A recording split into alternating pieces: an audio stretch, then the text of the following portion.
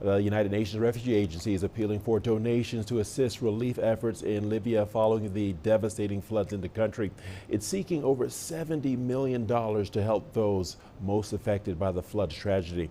This comes even as an interagency UN mission carried out assessments in the eastern Libyan city of Derna to determine the most pressing needs there. CGTN's Wilkerson Yabwa has more.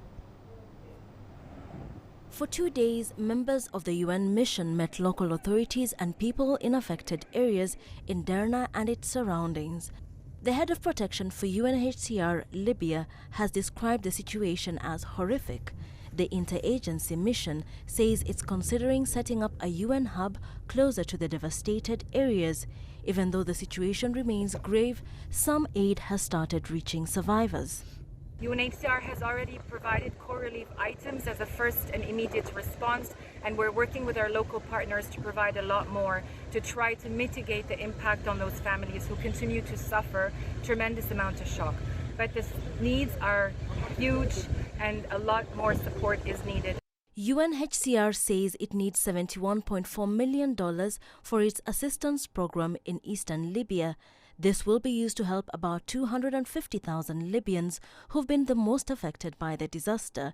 The floods may have subsided, but rubble and wrecked buildings are hampering the already difficult work of search and rescue teams. Meanwhile, emergency team workers have begun sanitizing streets in Derna to prevent an outbreak of diseases due to the poor sanitation caused by the recent floods. This is part of the oxygen campaign launched by the Libyan government. The campaign continues for 6 days now. Since the beginning of the catastrophe, we are sanitizing the streets, mosques, shelters where displaced people are staying, mortuary refrigerators, the blighted streets, and the bodies using disinfecting materials. We also toured undamaged neighborhoods and sanitized them.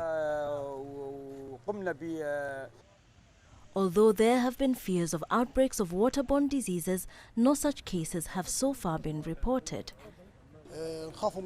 We fear two things: spread of diseases from insects that can cause malaria, cholera and other diseases, if we do not deal with it from the beginning. So far, the situation is stable and under control, thanks to God. But we have to organize campaigns with any organization that is capable of this. Any organization that can should come to Derna and work on this. The lack of adequate medical staff still remains a huge challenge as efforts to assist the people of Derna city and its environs continue. The few health workers present have been overwhelmed and their services stretched as they focus on treating the injured. More medics are needed to ensure that public health services are fully operational to prevent and even deal with any disease outbreaks in flood-hit eastern Libya. Wilkerson Yabwa, CGTN.